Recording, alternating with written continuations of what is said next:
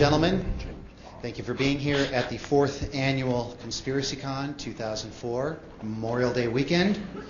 Appreciate that you're here.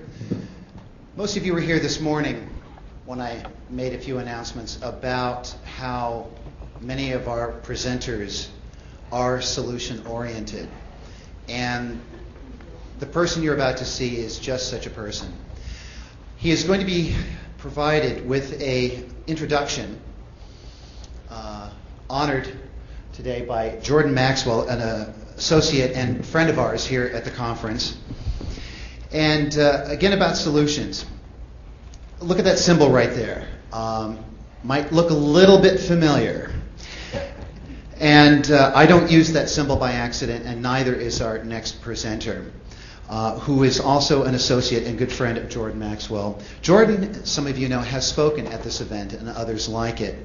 And I thought it would be appropriate for Jordan to provide a little bit of a hidden history lesson as to what has happened to our country, what has happened to this planet, what has happened to our legal system, our financial system.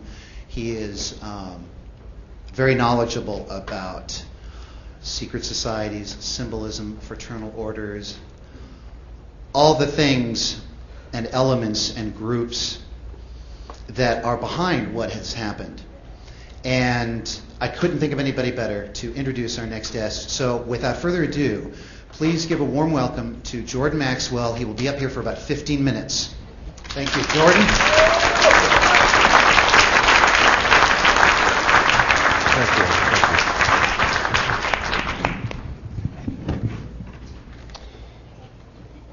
First of all, I want to thank you all for being here with us today. A lot of kind words have been said about me, but I want to clarify a few things. I'm not the world's foremost authority on anything. I never have been, I'm not now, nor will I ever be. I'm too smart for that. Because I know how much I don't know. And I'm learning every day that I live, the world keeps opening up larger and larger. And I started this escapade back in 1959. I started talking to audiences in 1962 about secret societies, the New World Order, occultism, and it was in 1966 that Anthony J. Hilder produced his first record set with Myron Fagan on Illuminati. And it was Anthony J. Hilder and Myron Fagan who introduced into American society the idea of secret societies and Illuminati. So when you hear the concept being discussed by anyone of secret societies, and especially that word Illuminati, remember it was Anthony J. Hilder who introduced it, and the man who talked about it, Anthony actually produced the records, and it was Myron Fagan, a very important man that you need to know about, who's no longer with us. Myron Fagan was the man who introduced the idea of Illuminati. As I said, I was talking about these subjects back in 1962, before most of the people who now talk about it were even still in school. So consequently, I've looked at many different areas of conspiracy since that time. And I'm appalled at what I see happening in this country today. We are told that America is the land of laws, a nation built on laws. In point of fact, nothing could be further from the truth. America is run by people who are lawless. We have no law in America, and understand that. The law is whatever the powers that be in power happen to say it is today. Whatever they say it is, that's what the law is today. And it may change tomorrow. So what you need to understand is this is not a nation of laws, it's a nation of lawlessness. And somewhere along the line, we're going to be dealt with by that universal God force because of what we have allowed to happen in our country. Now, in relation to the subject today, which is the occult world of commerce, Let me give you a couple of examples of I think where you need to start thinking. If you are going to send a box through the mail and you need to wrap it with some rope, you go out in the garage and you find some rope and tie up the box, and that should be sufficient to do the mailing. But if you're going to take that rope out to the edge of a 10-story building and hang on it, you better trust and you better examine the integrity of that rope now, because your life hangs in the balance on it. Another example is if you owned a 2-story building and you were going to put a lot of weight on the second floor. If you were smart, you would go downstairs first with the structural engineer, get on a ladder, and go up through the ceiling tiles and examine the floor that you're going to put that weight on to see if the floor is going to hold that kind of weight. So what you're doing is you are standing under the foundation you're going to build on. You're standing under to get understanding, because that's where the word understand comes from. To stand under the foundation that you're building on. Understanding words is what you really need to start doing. You need to start doing your homework and understanding words. If you put an S in front of words, it becomes swords. And that's what words are. They're cutting. They can cause you great trouble. Humans are word-controlled creatures. So we need to establish what words mean. Again, when we talk about law, there's a Roman maximum in law that says, "For he that would be deceived, let him." Simply meaning, if you are so ignorant as to be deceived, then that's your business. That's your problem. So you need to do your homework and find out what words mean, especially in relation to law and government. Because there is a world of occultism that is operating today throughout the world, in which you use certain words, and when those words are used in a court, they don't mean the same thing at all. Understanding law and the words of law, there are two things that this planet has: water and earth, water and land. Consequently, there are two kinds of law: the law of the land and the law of water. You've heard the term law of the land, but in point of fact, that's precisely what this word means, law of the land, because it is the people who live on land. And that is opposed to something else called the law of the high seas, or the law of water. You need to understand the difference. The law of the land is the law of the culture that lives on the land. And so consequently, the law of the land is different in every country. You can do things in America you can't do in Russia. You can do things in Africa you can't do in England. So the law of the land is the law of the culture that lives on that particular land. However, there is a higher law that dominates the entire world. It's called the law of the water, or the law of the high seas. The law of water is referred to as the law of money.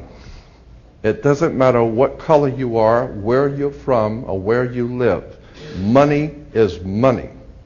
And anytime you're doing banking or using money, you are now under the law of water, Maritime Admiralty. If you go back in history, in ancient history, where all of this began, back in the land of Canaan, and you probably have heard in the Bible, the land of Canaan. The Canaanites were Phoenician bloodline, and in the ancient Phoenician language, Cana meant merchant, banker. The very word merchant comes from mer, M-E-R, for the sea, for water. As a mermaid, we have merchant. Merchant, bankers. Let me give you an example of the difference between the law of water and the law of the land.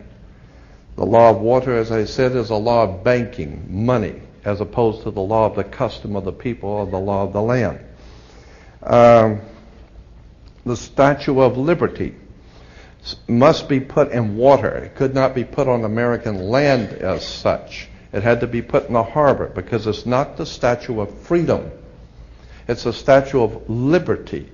Liberty is what a sailor gets when he pulls into port on a ship. He gets liberty. He's not free. So America is not the land of the free and the home of the brave. We're not free or brave. Period. We're not free. This is not a free country. Now let me give you an example of how this law of the water works. Why is it that you have to go to court? People are always concerned about going to court. You go to court because you play basketball and tennis on a court. How do you play tennis on a court? You play with a racket. Why? Because that's what it is. It's a racket. And make no mistake, they do not pick words by chance. These words are very serious. They do not use words in terms with no avail. These words are very important. When you go into a court, what's the idea of going to court? It's a game, like basketball. The whole idea in a court is to put the ball back in the other guy's court. One team gets up and they throw the ball over to that team of lawyers. That team gets up and throws the ball back into their court. And consequently, it's a ball game. And the judge is wearing a black robe, so he is the referee. The judge is the referee. He doesn't care which side wins or loses because he's going to get paid anyway. So he couldn't care less. He's merely there as a referee, and that's why he wears a black robe. And that's another interesting subject we can get into later. But the judge is a referee between two teams. The judge, we are told, rules from the bench.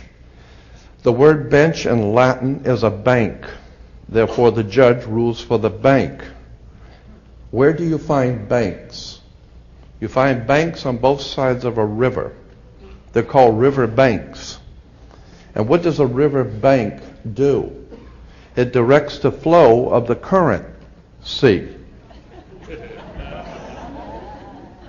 The juice. Consequently, your money is currency because it's the flow, the cash flow. And I'll give you an example of how this works. When a ship pulls into a harbor, all ships are referred to as female. Airships, rocket ships, sailing ships are always female. Why? There's a very good reason. Maritime Admiralty banking law says all ships are female because they're carrying items. They're carrying items for money, and so consequently they are under Maritime Admiralty law. Admiralty is where we get the word admiral, admiral of the Navy. Let me give you an example of how this works. When a ship pulls into harbor, it parks at the dock, and it ties off at the dock. The captain has to provide for the port authorities a certificate of manifest, because yesterday the ship was not here. But this morning the ship pulled in, so it has manifested. So consequently, all the products, the $800 million worth of TVs or Toyotas, have manifested. So each one of those items coming off of that ship has come off of water. And they has come in a ship. And consequently, on a ship, all ships have a captain. The word captain comes from a Latin word capital, money. So the captain represents the money that's on board the ship. And as I said, the captain has to present to the port authorities a certificate of manifest for each and every item. How much does it weigh? What color is it? How many doors does it have? Etc. And consequently, the captain presents a certificate of manifest. The ship is sitting in its berth Wherever a ship sits when it docks is called its berth. She sits in her berth, berthing a ship. Consequently, all the items, as I said, coming off that ship represent money. They came in on water. They are Maritime Admiralty product. And this is true all over the world. Now, when you were born, your mother's water broke. And when your mother's water broke, you came out.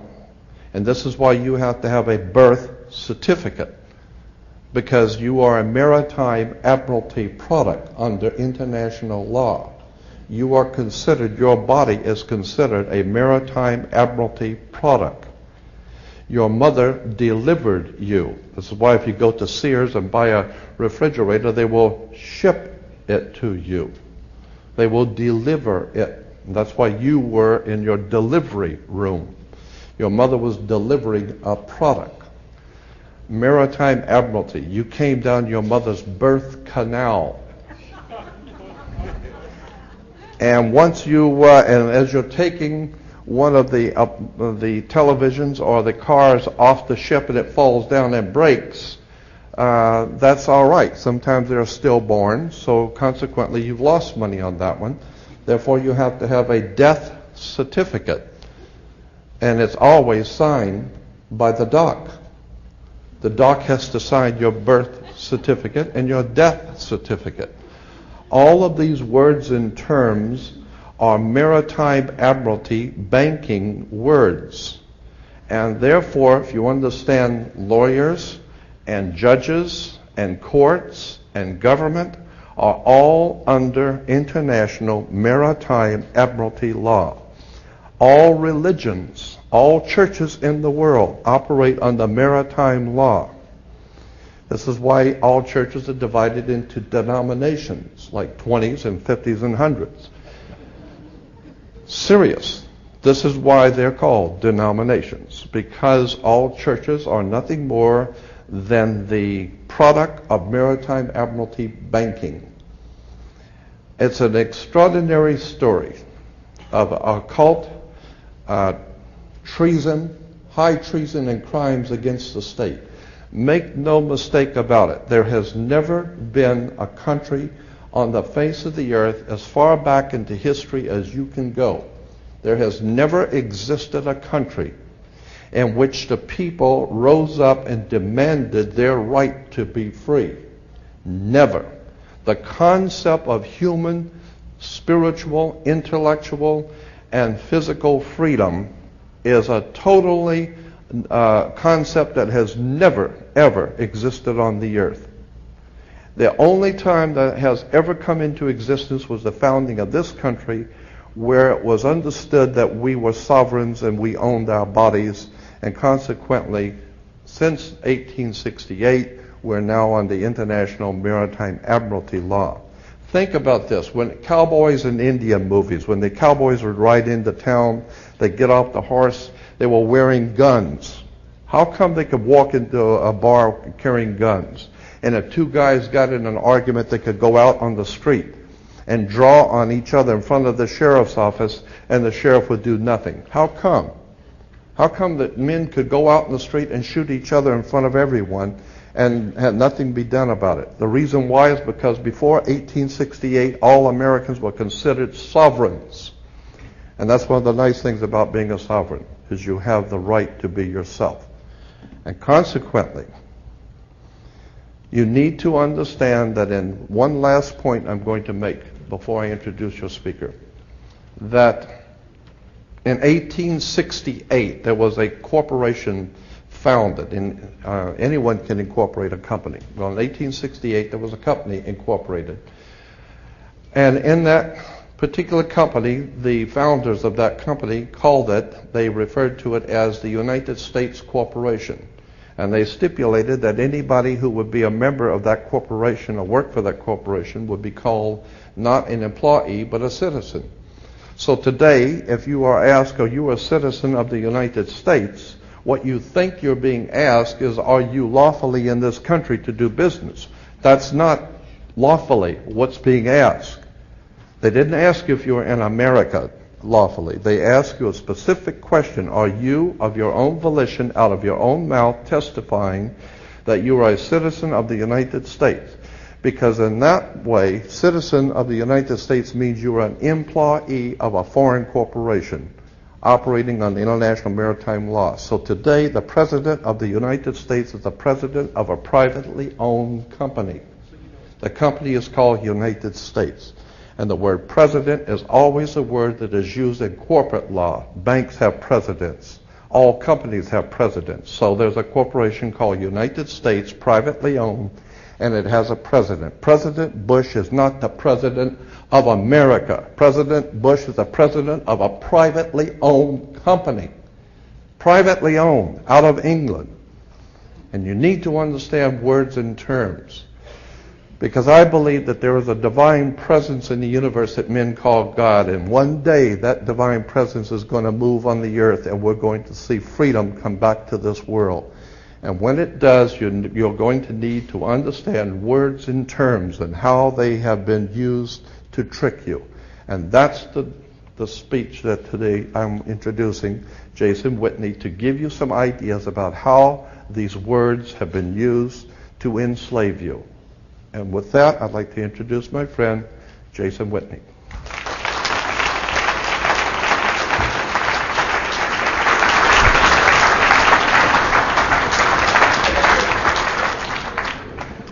Hello, everyone. I'm going to just restart the computer here. There's a lot to cover, and going to go pretty quick. And some of the stuff that we're going to go over is, in essence, a reiteration of some of the concepts that Jordan presented to you. So, but we're going to give them with visual examples, so they hopefully give you a better mental anchor. So when you see this stuff come up, if you should ever, get involved in a situation where you unfortunately have to go to court, you understand the name of the tune. And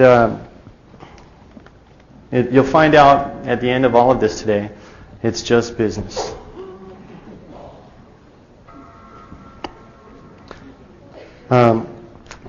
I was first introduced to Jordan Maxwell approximately 3.5 years ago. I was up late at night, and it was about 3 o'clock in the morning when my girlfriend had said, "Hey, you got to listen to this guy." And I was doing homework. I was originally a computer science major, studying network engineering. And I set my books aside, and I walked over to the table, and I flipped on the channel so I could hear the radio in the room I was in. And I hear this guy talking. And the information was so powerful that was being presented, I was absolutely blown away. I went and grabbed a notebook, and I started taking notes because, I've been into the occult since I was about 18, and I've studied mostly stuff on, basic secret societies and pyramidology and the concepts of some UFO ET stuff.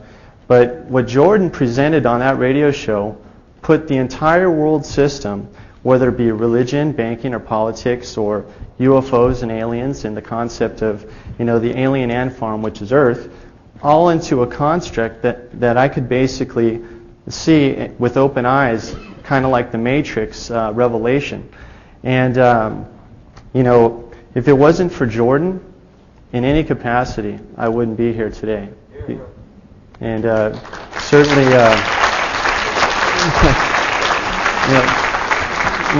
myself and a collective group of people that have become researchers, and I like to consider myself, in essence, still a neophyte, because I'm not an expert on anything like Jordan.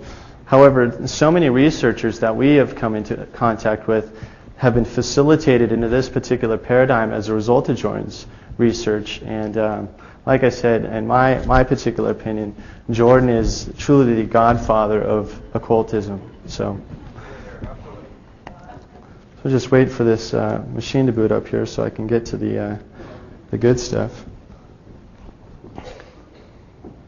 My presentation in part's predicated upon the images, but anyways, the world of Admiralty that we're going to talk about today it's a concept and it's a philosophy. What the system, Jordan explained that there's two kinds of law in the world. There's civil law and there's the law of water and money. Well, we have our common law system, where collective groups of people come together and they agree to follow particular behavioral patterns.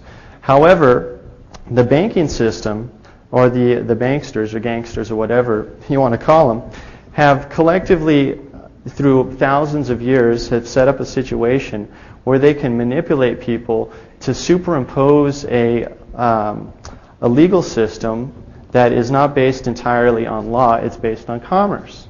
And so this artificial let's pretend construct has basically been superimposed over our law of our land.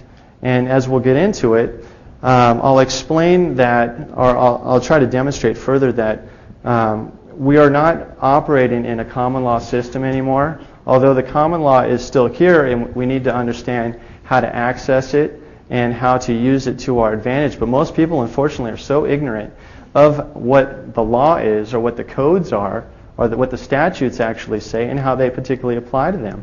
They just are used to functioning in a consensus reality that, oh, well, at 18 or 16, everyone gets a driver's license, and, when I work, everyone fills out a 1040 IRS tax form, or because he said, or because your parents said, or because your parents were particularly indoctrinated in a system where everyone is functioning perpetually in this let's pretend game. So we're going to go over a couple things here really fast. This presentation, like I said earlier, it's dedicated entirely to Jordan Maxwell because this is his work, just reiterated in a new light with my own particular spice overlaid. So thanks again, Jordan. So interestingly enough, this ship, or the ships of the high seas in commerce, if you get back to ancient Europe, the merchant vessels that transported goods and services and commodities and product to make money were called revenue cutters. Okay, it's just a term, not too significant.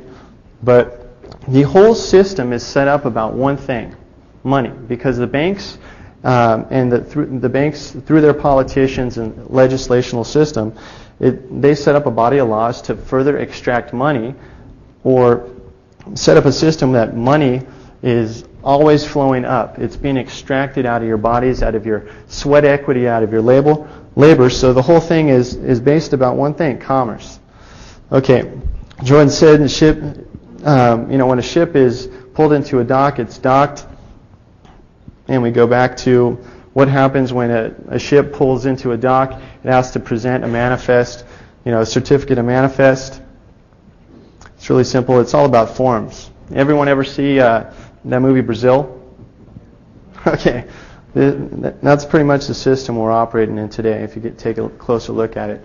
So you have a certificate of manifest, and it just describes all the property that's on the ship. Ship sits in its berth, as Jordan mentioned earlier. There you go. The mother, and the system that we operate, if you understand Admiralty, it's a very esoteric system because the banking has been operating longer than 6,000 years, probably longer than recorded history, longer than the Code of Hammurabi, etc. But the mother is a vessel, or all of us are vessels, because, and this is a philosophic esoteric point, but our bodies are a warehouse, and you live within the confines of your skin if you take the concept that you're a spiritual being. Okay, so it's an energy vessel. So the mother is a vessel delivering a product, swimming down the rivers of the birth canal, and it's delivered to the dock or the dock door. And what is it? It's delivery of a human resource, because that's all we're considered, humans. We're human resources, and you get a birth certificate to vouch for that. It used to be that if a child was born in a common law society, collective society, they recorded in the Bible or some sort of official records, etc. But everything's about certifications, or a B/6 like in Brazil. So certificate of live birth, and we're talking about money. You're a human resource. So what is money? It's energy. That's all it is. The system is set up that it's the control and flow of energy from generally the bottom up, the basis of the foundation of the people, up into the hands of the bankers that further perpetuate and dictate more laws to further extract money. And we'll demonstrate this in just a moment. So battery is pretty much what we're considered. If anyone has seen The Matrix, our bodies are our vessel. It's where we store the energy. We eat food. Its energy is transmuted from the sun, goes up the food chain if you study biology, and the energy is stored in our fat cells. Well, take a look at this. A nursery, in essence, if we're talking of the world of Admiralty and the ship pulling into the dock and getting the port, coming into port, and we're getting all this paperwork, and it's all about money. The nursery is an energy farm or a monetary farm. It's a production house, kind of like the Matrix. So we're going to go into some definitions from the Law Dictionary, what these terms mean. Jordan says we need to take a look at words because we're word-controlled people, right? And I'm not making any of this up. If you look in Ballantyne's Law Dictionary, a human being is a monster. So that's what, when you walk into court, this is how they're looking at you. So you want to get your constitutional rights. You want your liberties, not your freedom, but you want civil liberties. Well, they're working with this guy. How does that apply to you? So let's take a look at what monster says. A monster is a human being by birth, but in some part resembling a lower animal. A monster hath no inherent blood, and cannot be the heir to any land, albeit it be brought forth in marriage. Okay, so what are we talking about here? Are we talking about a human being, which is in the law of Admiralty or the law of banking, we're talking about a let's pretend game. Limited liability, no one taking responsibility for their actions. That's why we live in a corporate fascist system where everyone wants to incorporate and not take responsibility for what's going on. And this guy over here, the real you that's aware and functions in like a state of common law where it takes personal responsibility for everything he does and will make his wrongs right and everything. This guy, it's on a piece of paper only. That's the certificate of live birth. That's the B/6. That's the let's pretend game. So if the construct that is law has two kinds of people. In fact, the spiritual being you won't find a spiritual being in a law dictionary, but you'll find the definition of a person. But peculiar enough, the definition of a person, they try to get you caught up with a natural person. But how do you define a word with its own word? That's a peculiarity in itself. So, person includes a natural person, a firm, a co-partnership, or an association, or a limited liability company or corporation. The entire essence of the let's pretend game is to get you to be one of these things, a corporation, functioning in a state of fascism, in a limited liability world, a let's pretend game, where no one takes responsibility for their actions. So we get into the construct of what the physical world versus the legal world is. You have the world of land, which they try to superimpose this matrix body over, of the world of Admiralty. In the Constitution, which is predicated upon common law, we deal in the world of gold and silver. What happened to that, guys? Now we're dealing with Federal Reserve notes, which a note, by definition, is evidence of a debt. And anyone heard of national debt? Or how about income tax? All income tax does is go to pay national debt. It doesn't pay your streets. It goes to pay the national debt with the Federal Reserve. And the Federal Reserve came into act in 1913. And that's a whole story in itself. And the taxes that are generated as a result of using Federal Reserve notes, who collects that? The IRS. When were they started? The same year as the Federal Reserve, 1913. But guess where the IRS is based out of, guys? Puerto Rico. It's not even an agency of the United States government. That's a whole story in itself. So we have consciousness over here in the physical realm, but the legal realm, it's completely devoid of consciousness. We have present or represented. You ever hear the term in court? you're represented, or you need an attorney to represent you, because we're playing in the let's pretend game over here. And when you're dealing in the world of the physical, you have lawful. In the legal realm, in the world of statutes and codes, we have legal. And again, real versus fiction, substance versus reflection. We have the real thing, the real essence of substance, or we have the thing named. And we also have the creditor, or we have a debtor, a lender or a borrower, object versus symbol, a physical body, or a paper certificate, such as a birth certificate. So, in essence, who you really are considered to be legally is a fiction, a concept or idea expressed as a name, a symbol that legally has no consciousness. It is a juristic person. It's in legis. It's a word written on a piece of paper. It's not you.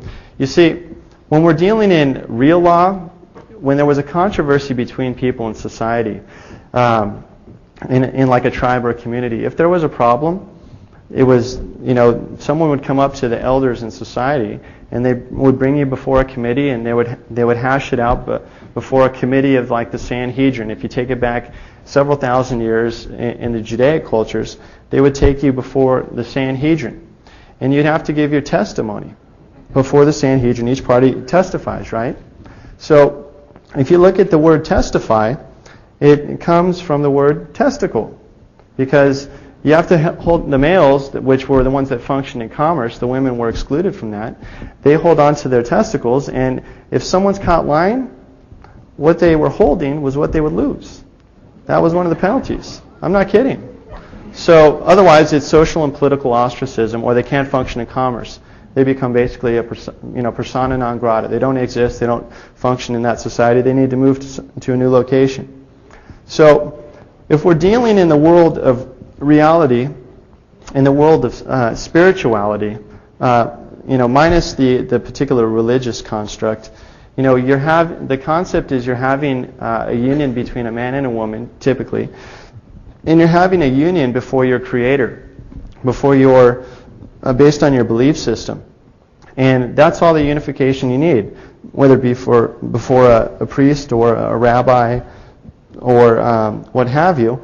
It is your particular contract, your covenant with the person that you love. But now, we take a step forward into the world of the statute system, or the codified system.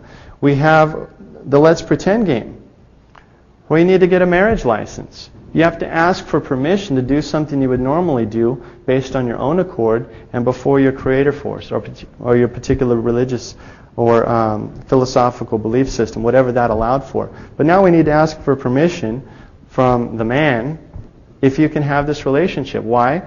Because the whole system at large is predicated on commerce. It's now been boiled down to a business relationship. And if you don't think so, I've heard Jordan say this a million times, the first person that you're not going to see is the Lord. You're going to see the attorney. Okay? And you're going to talk about who's getting what, and it becomes a matter of contract. So you have to get an application license to marry. So this is what we're operating in over here. We have a 3-party marriage. Instead of just you and your wife, I guess it could be a 4-party marriage if you're still incorporating the spiritual dynamic of your creator force. But now you have your wife and your husband and the state. And if it's an application for a benefit or permission, that permission can be revoked or denied. And then you get into this, the construct of jurisdiction. The state, if they gave you anything, they can come in and take it away or tell you what to do and how to do it. And then you basically have to live and operate under the codes that are prescribed that dominate the application for the birth certificate, etc. So, such things as application for the permission to travel freely. You got to get a driver's license. License, in essence, if you follow it, it's predicated on a system of business. Okay?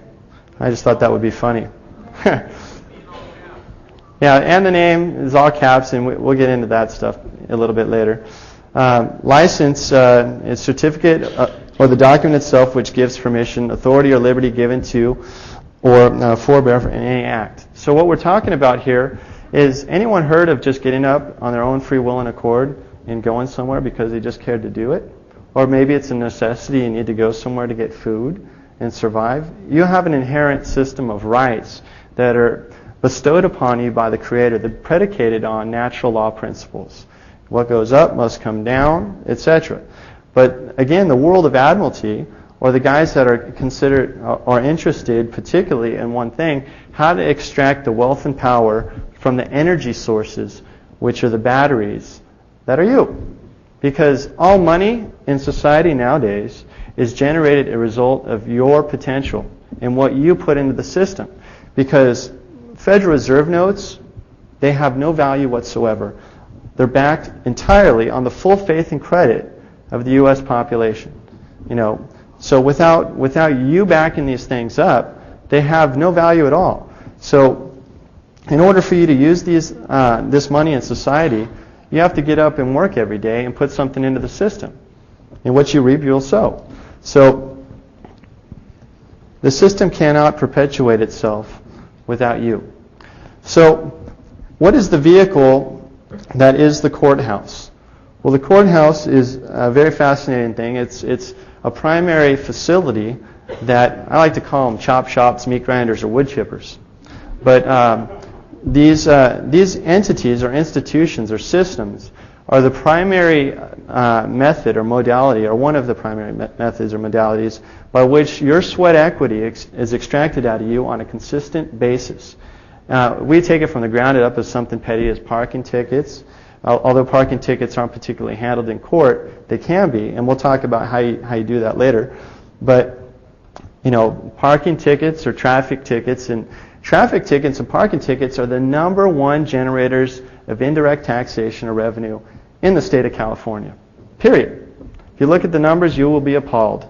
So check this out. You have a courthouse, Masonic Lodge. Looks kind of similar, right? Courthouse, Masonic Lodge. You have a courthouse, and you have a Masonic Lodge. I'm just leading you somewhere. Okay, you have a judge, the Honorable Smiley, and you have his gavel, right? What is this? A Masonic gavel. So what I'm trying to say, and I'm not going to get into a big Masonic presentation here, I'm just setting you up or to inspire you all to do a little investigation as to what the system that we're operating under today is founded upon. Who were the founders? Who were the founding fathers really? Were they a great bunch of guys, as we were told in our history classes? Or was there a greater plan? Was there a grand dynamic? The great work? What were they aiming to achieve? And if you do a little investigation, you'll find out that it's about one thing: business. So Jordan mentioned earlier, judge rules from the bench. Okay. This is the basic derivative. Bench in Latin, banc, and bank. And the judge is a banker. And if you look at the whole legal system, how it works today, it's based on banking entirely. Now, river directs the flow of currency. We're talking again the world of Admiralty. It's about, money is often referred to as currency. And again, the court system is always after our currency. The courts are set up to regulate the flow of currency, and the entire court system as it operates today is a let's pretend game. And we'll take a look at this. The let's pretend game. Why is it that you have to file, you ever heard the term motion in court? You have to file a motion in court. Why? Because the thing doesn't exist unless you say it does. It's basically your paper soldier in the let's pretend game. You're yelling out, you're calling out to the judge, I'm filing a motion, because you're not dealing in the world of substance where you're communicating with parties openly and stating the facts. Okay, I was injured on or about this day, and this is how I was damaged, and these are my witnesses. Now, based on the evidence I'm presenting, that guy should lose his testicles. What do you think about that? And and the other guy presents his evidence and says, well, that guy should lose his. So, and then the committee of the Sanhedrin, or your judge, or whatever your elected official that's directed to give the rule a law or balance the books, he makes the determination accordingly based on the evidence that's presented. But now we have a system of judges in our corrupt system that typically make up the law as they go along because they have a vested interest in the outcome of every court case. And I'm going to show you guys some things that's going to get the wheels turning for you. So you guys ever heard the term circuit court? Circuit court, circuit courts, energy, battery, money, banking, electricity, gross national product. It's all about energy. What happens, though, when you interrupt the flow of energy or the currency flow? You break the circuit, right? Or you get charged. Okay? You get charged. That guy's wearing a black robe like a judge, by the way. So anyways.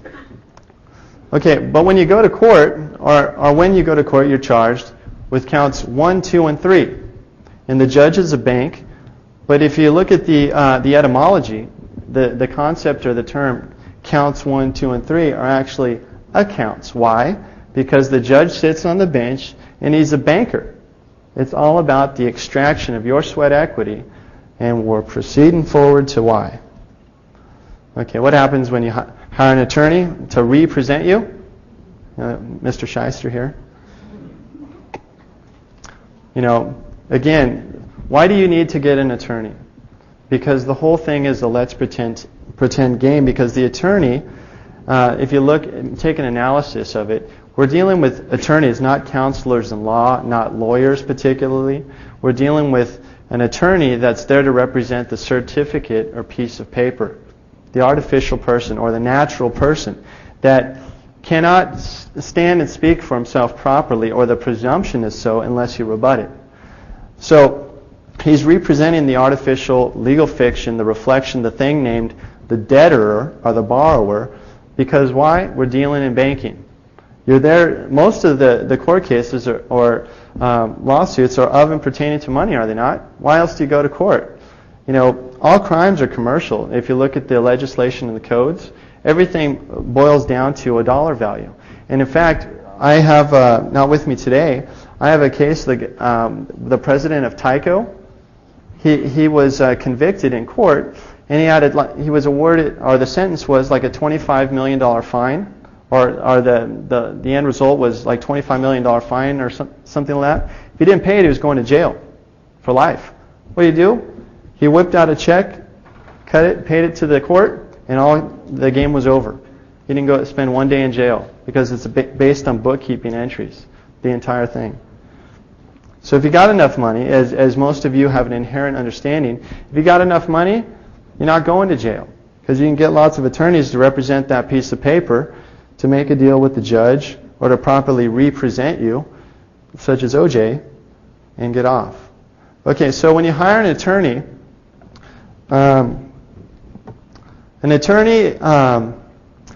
let's take a look here. An attorney occupies a dual position, which implies a dual obligation, okay? His first duty is to the courts and next to his client. So as an officer of the court, in any circumstance, he yields to whatever the judge's direction is, or his obligation to the Bar Association. Now, the Bar Association in itself is a whole other construct. You have local Bar Association, multiple constructs. You have local city, county, state, etc. But if you go to a website, it's called ordotempli.org, you'll find out that all Bar Associations hail from the Temple Bar, which is directed at the Inns of Court, that has a direct affiliation to the Ordo Templar Militaris, which is a Knights Templar organization.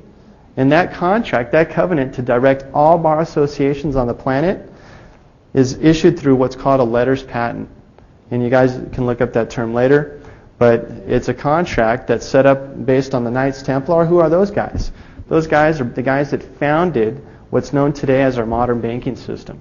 So, in any regard, with respect to the court, if you hire an attorney, you're called a ward of the court. You ever hear that?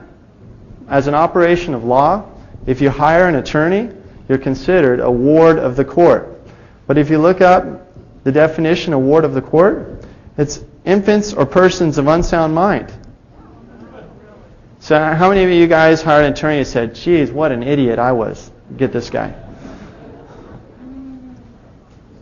So if your if your attorney was an officer of the court and his first duty was the judge and he's giving him the secret handshake or the little sign, a little lapel pin shake, whatever the deal was with the judge, based on his payout or whatever the situation may have been, if you're convicted as a result of his lack of performance or conspiracy, you're going to prison or jail where you'd be placed in a cell.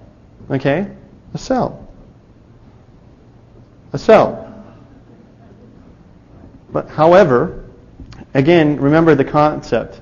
The whole court system, our whole monetary system, is based on ancient esoteric principles. Your body's energy. It's a vessel. Your body's a vessel. You have blood vessels, etc.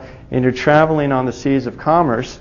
Not really, because we're on land, but they superimpose the world of Admiralty on us. And anyone can verify this because the Navy has surveyed all the land in the continental United States. And there's brass cap high water marks in all the local towns and counties. So they've, in a let's pretend game, they said we're underwater right now. That's why they have jurisdiction of Admiralty. And it's, unless you rebut that presumption of jurisdiction or the Admiralty realm, it shall reign supreme. But if you might have the opportunity to pay bail. You ever heard paying bail? Okay, you might have the opportunity to pay bail if you've been placed in jail. Okay, bail. Okay, bail or bail. To bail someone out is to provide cash and get them out of prison, or more generally to help them out of a difficult situation. Well, I think going to court, period, it can be a difficult situation, especially nowadays. Especially a financial one, and we'll just go on from here. But after you pay bail, the court has concluded its sale on the high seas of commerce. You see where the etymology is going? It's just, we're dealing in Admiralty, ancient Phoenician commercial law, as Jordan said. But everything you said and done, when everything's said and done in court, and you've discharged all your debts, you've paid your debt to society. How many of you heard that? Because everything is commerce, period. One of the first definitions of commerce is the exchange of ideas, concepts, philosophies, interaction, goods and services, etc. And then one of the other definitions of commerce is sexual relations. And I'm not kidding. So the byproduct of that is a commercial product where, again, you get the paper certificate and you play the let's pretend game. So ultimately, which is it? Are we talking business here or are we talking justice? And as Jordan would say, it's nothing personal, it's just business, like the mob says. So now we're going to get or progress further to a solution-oriented situation over here, because most people, it doesn't take a genius to figure it out that the system is not based on natural principles. It's not based on a win-win situation, that there's harmony in the universe and everyone goes home and they have enough money in their pocket, etc. But where does all the money go? Marvin Breyer, and that's a man that found out.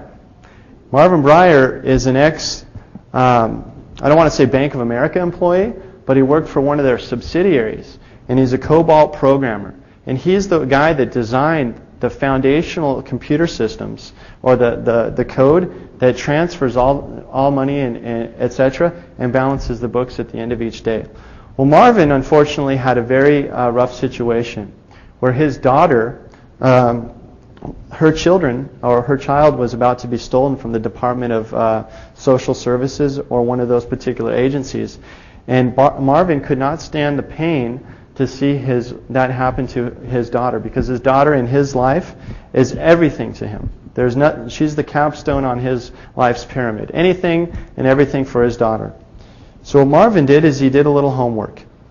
He tracked the money that was being raised from the court, and where all the funds and all the money that he was paying into the court system for fines or just court docket filings, all going into slush funds, guys, without exception. Marvin, by the way, has been in Insight Magazine about 6 times. He's been in the LA Times. If you just type in Marvin Breyer on the internet, you'll see tons and tons of articles on him. And he's a personal associate of mine, and I've been fortunate enough to get in with him to understand how he does what he does, how to crack the matrix, how to break through and understand how to get to these guys where it hurts, the money.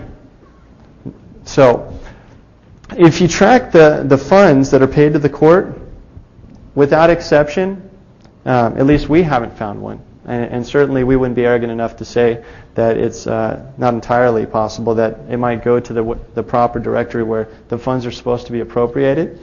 But the funds are going into different accounts as opposed to where they're mandated by legislature. Instead, they go into private accounts associated with the Judges Association. However, it's really interesting about what the Judges Associations are. And you can look at any court system in America. Namely, we like to particularly look at Los Angeles because a lot of us originally from there, and done a lot of investigation over there. But the Judges Association, if you talk to them, try to find out who they are, they're allegedly a tax-exempt organization. However, they're not registered at all with the IRS. Period. They fall under a 508 category. And I'm not a super huge tax guru, so I'm not going to get into the codifications. However, the IRS turns a complete blind eye to the fact that they haven't properly registered, but they're amassing tons of these funds. Okay? So, but you'll find out why. You go to tax court, or you go to court based on willful failure to file, or you're not paying your fair share, etc. Why you bring in proper legal arguments or issues as a matter of law, and they throw you into the wood chipper. Why? Because they're all working in harmony together, in concert. Okay, so the Judges Association, what do these guys do? They raise bonds. They create debt without taxpayer approval. Okay? And I'll explain to you guys how this information was found out. Primarily, paying checks. Marvin never uses cash or credit card to pay for anything at the courthouse. He always uses a check. And once a check is negotiated or processed, on the back of the check it has all the routing numbers, okay? The routing numbers and usually a phone number, so you can call and find out who it is. Otherwise, you can use something called the Public Records Act. I don't care what state you're in, everyone has a Public Records Act. And in some cases, if you're dealing on a federal level, you can do it under Freedom of Information. Now, under Public Records Act requests, in California and Hawaii and other states, I'm sure it's across the board it's the same. If they fail to answer, it's a $1,000 fine. So it's all about how you put it on a piece of paper. But the law is created for your benefit in the event, at least we would like to think, it's created for our benefit, that there is a particular check and balance, but they tuck it away or they hide it away in codes. Well, what are codes? By definition, they're something that's used to hide something. The military uses codes all the time to hide their communications, etc. So the money that is paid to the Judges Association is used to pay off anonymous bonds. Okay? The anonymous bonds are issued through Merrill Lynch and other associations, but Merrill Lynch is the primary bad guy. And we have paperwork that demonstrates this. Marvin got a judge thrown in jail and some prosecuting attorneys, and there's more on the way. Because, you ever heard of judicial immunity? Well, guess what? You don't sue the judge, you sue his association. Or you find the evidence of the wrongdoing through Public Records Act requests, or you trace the money on the check, and then you present the data to the grand jury, and they got to investigate it. And then they got a problem. So, as a result, Credit Suisse and Bank of America are the primary underwriters on those bonds. And a company by the name of DTC, it's called Department of Trust Corporation, controls the bonds. But guess what? DTC is ran by the Federal Reserve board members. Okay? If you take a look at who's on the payroll, it's all a complex matrix. And how do they want you to pay? You're not using gold or silver to pay at the courts. I've tried to pay them. They don't take the stuff. I've tried to use all kinds of stuff at the courts, guys. But they want that Federal Reserve note product, a private product that's set up under a sham situation, 1913, set up the same time as the IRS, 1913, and there's some other agencies which I won't mention that were set up in 1913 too, which is a little kooky. I'll tell you later. So, I like to call these things Anani bonds. The interest on the Anani bonds is paid through the court fees, fines, and restitution, and along with forfeitures. So when you get convicted, in a traffic ticket matter, not only do you pay, let's say it's $100. Usually there's a statutory limit on traffic tickets. But what do they do to create more revenue? They give you what's called a penalty assessment.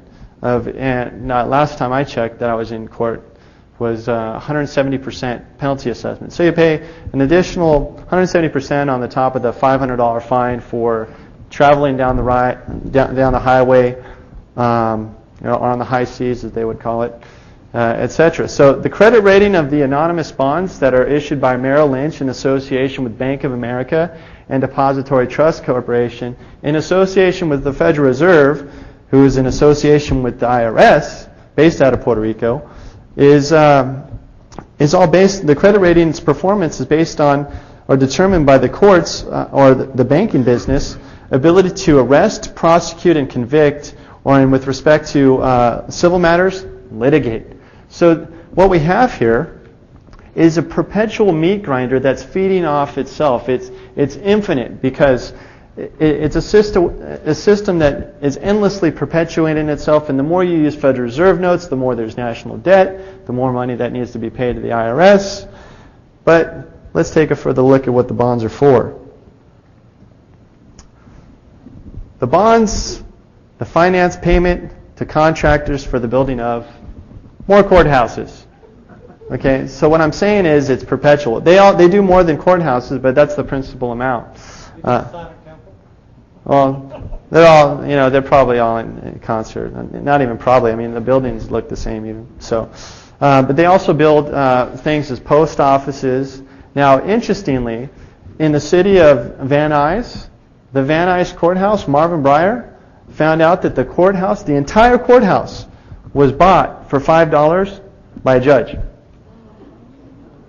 And Marvin, by the way, has disqualified basically the entire bench. There's no judge that can't hear Marvin's case, because what he does is he uses Public Records Act requests, FOIA, and he also goes down to the local library and pulls the judge's statement of economic interest. Once a judge becomes a judge, they have to give their entire profile, where their money is going, and they might have some stuff offshore and etc. that you might not be able to find. But for the most part, the way he creams these guys is he finds out, okay, who's this guy ruled on? He'll pull their whole case history, how many cases he's ruled on, and he'll see, well, he ruled on a case dealing with McDonald's, and he owns stock in McDonald's. So he reverses entire court cases or kicks judges off because there's a conflict of interest. So it's all based on money, conflict of interest. And he also finds out through Freedom of Information, or namely Public Records Act. In one instance, he found out that the judge had a brain tumor.